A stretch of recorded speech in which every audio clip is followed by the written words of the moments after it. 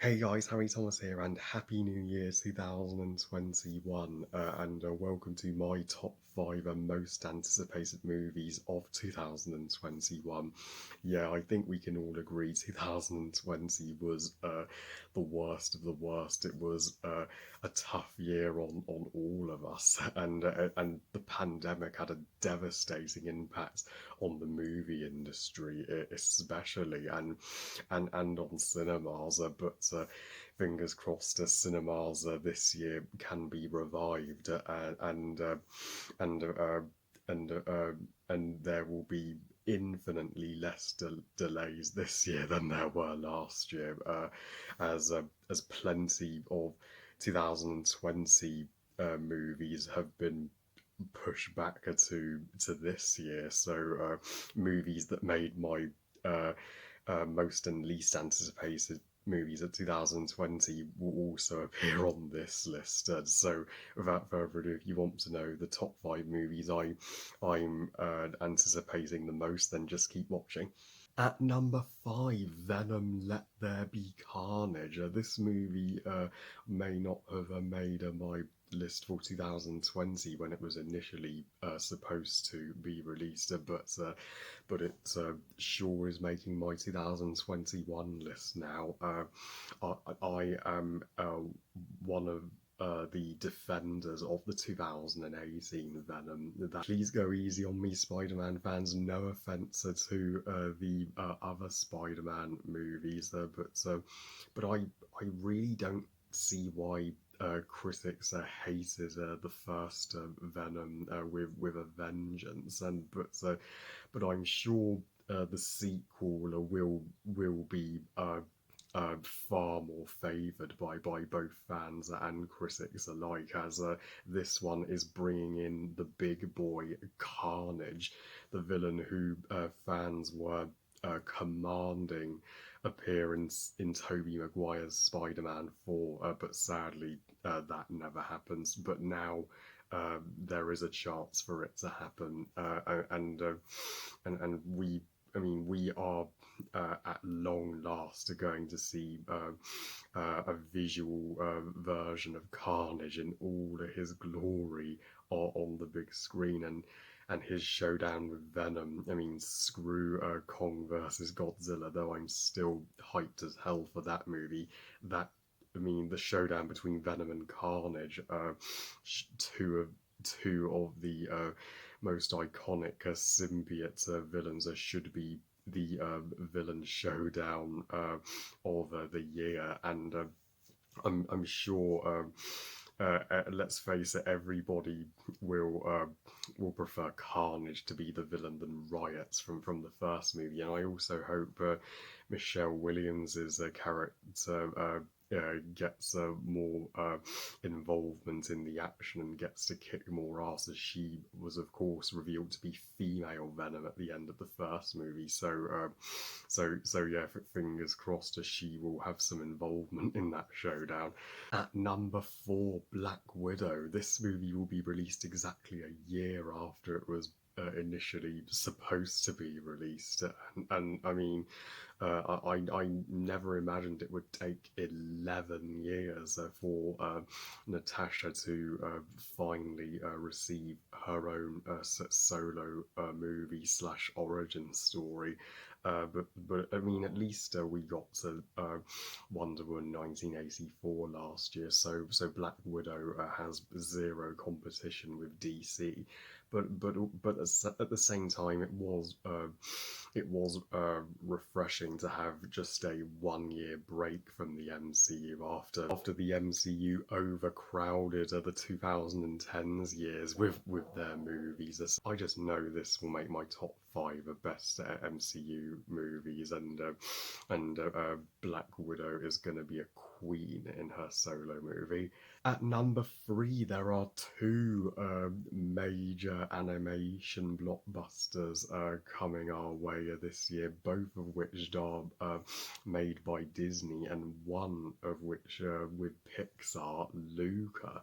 Yeah, I know literally nothing about this movie, only its title, but I have a feeling it may be it may have an it may be an Italian-esque movie, or at least take place in Italy somewhere, and it looks like it may have something to do with the ocean, judging by the watery title. And though Pete Docter isn't directing the movie this time, he's at least producing it. So it should have some elements of greatness in there.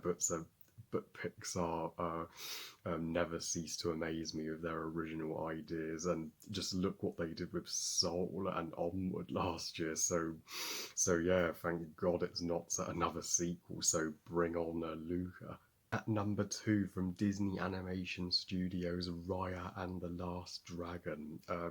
This movie I am predicting will be one word: Disney's How to Train Your Dragon. And you all know, to me, the How to Train Your Dragon movies are the freaking best movies ever. So Raya and the Last Dragon it could be in a similar league with The Lion King among Disney animated classics. So for me, if it's going to follow a similar uh, narrative and to How to Train Your Dragon with Raya, she should be Disney's hiccup, and I cannot wait to see what dragon designs Disney come up with for this mythical looking Chinese slash Japanese world.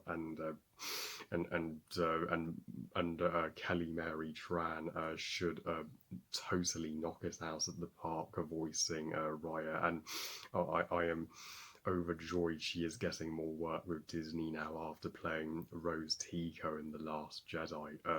So and Raya and the Last Dragon would be my number one and most anticipated movie of 2021, if not for a certain conclusion to a franchise that is nearly at its 60th anniversary now.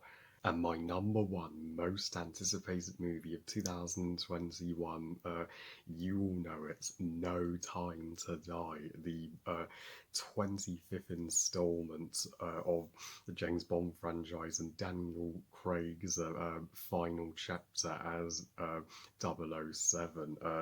Yeah, this is going to be a emotional and epic roller coaster of a finale for his Bond. I can already tell, but of course, No Time to Die is the most confusing release dates in movie history. It's all over the place. First, they market it for April 2020, then November 2020, and finally April 2021. They just had to edit in a 1 at the end of the April. I mean, so just like Black Widow, No Time to Die will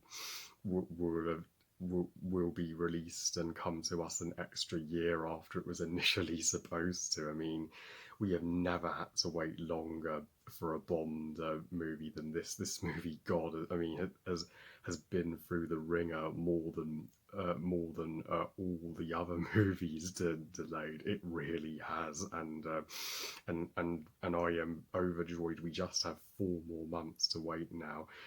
There is a far stronger chance that it will stick to its April release planner than it did with its November one. And yeah, I just cannot wait to see,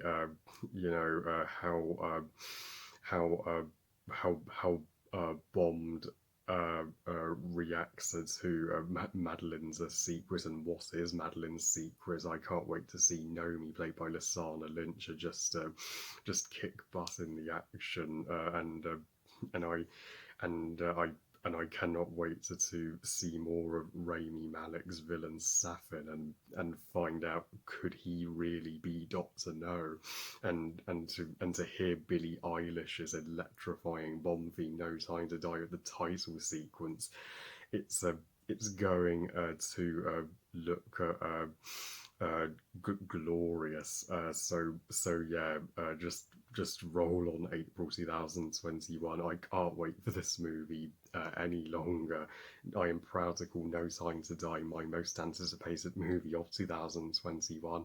And I started reviewing all the James Bond movies leading up to No Time to Die last year, but I still have the Brosnan era and Craig era to review before I review this one, so at least I still have time. So that was my top 5 most anticipated movies of 2021 list, and I am sure this year will be 100% a better year for movies than last year. Well, I love you guys. Thank you all for watching. I hope you guys enjoyed this list. And what are your top 5 most anticipated movies of 2021?